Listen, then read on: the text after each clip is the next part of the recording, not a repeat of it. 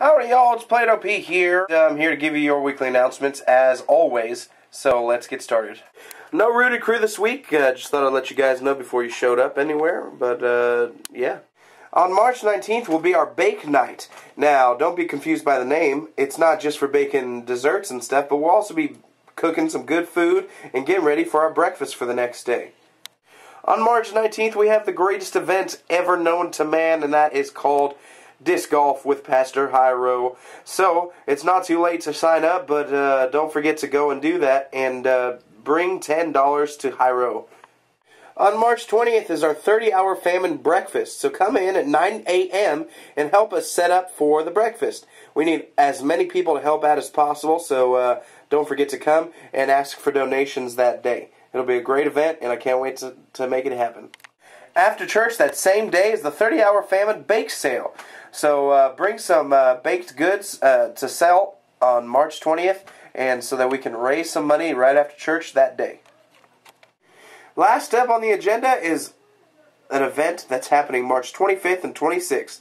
It's called the 30-hour famine, and it's an event that will not eat or drink anything for 30 hours and spend the night here at the church while learning about hunger that's happening all around the world. So come to the church at 6 p.m. on Friday the 25th and get ready to have a great and fun and unusual time.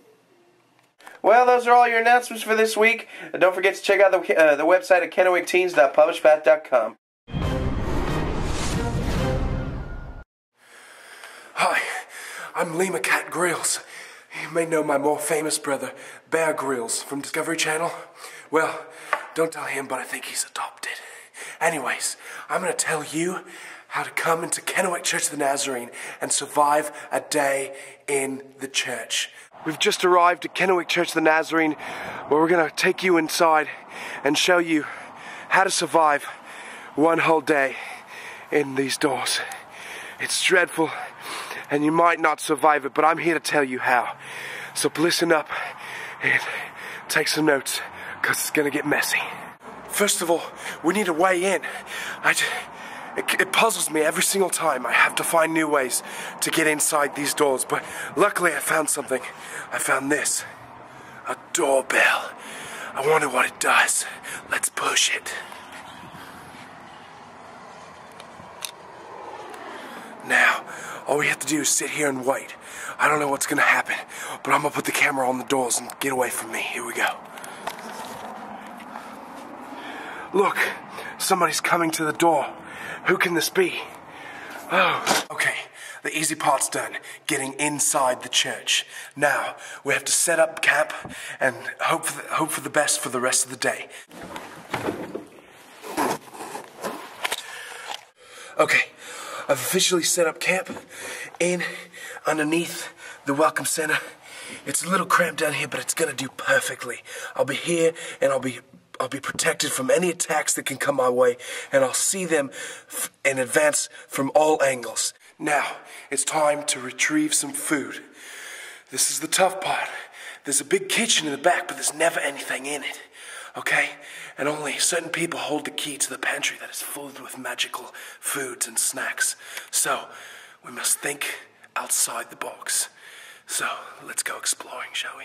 It seems that I found a specimen in the office of the church.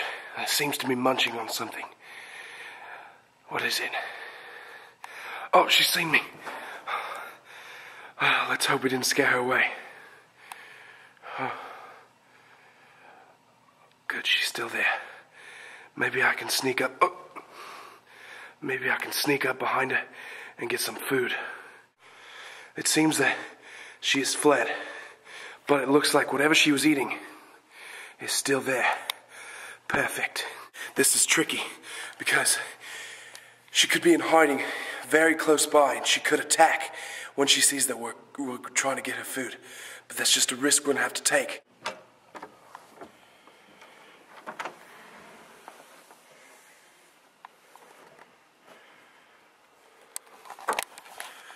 So far, no signs of the beast.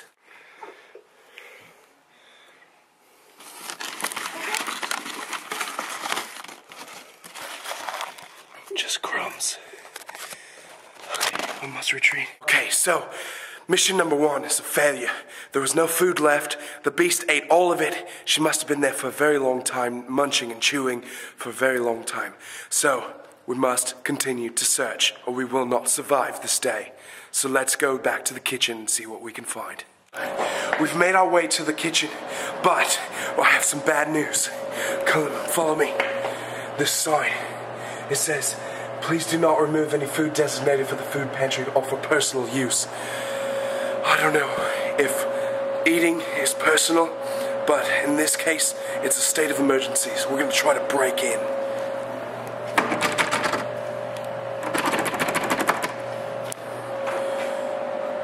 No use.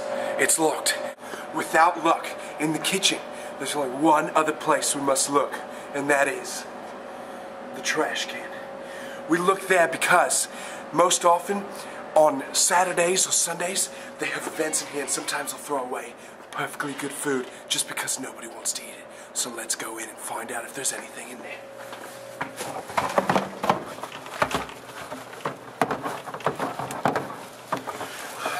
Just as I suspected, somebody threw away a perfectly good bottle of mustard. I know mustard doesn't really taste good by itself, but when survival is everything, you have to eat everything.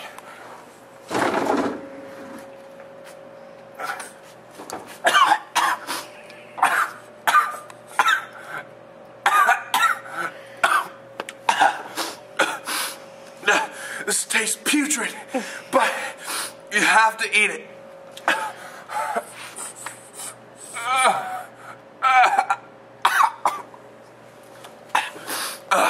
That should get me through the rest of the day, so my body can munch on the nutrients that are inside this mustard. Let's move on and try to get some water to drink. Just as I suspected, the water supply in the sink is out. For some reason, they're just off today. This is really bad luck for me, because now I have to resort to the reservoir. Now, the water is perfectly good. Oh God, that is disgusting looking. Oh, gross.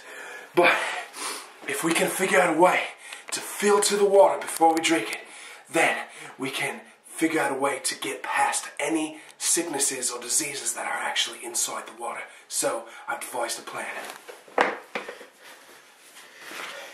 I've only been wearing this sock for about a day and a half.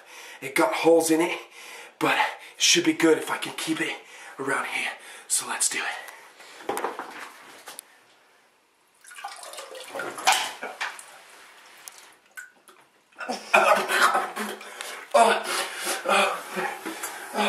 Oh, it's starting to fill out. Oh, that's not good news. Oh,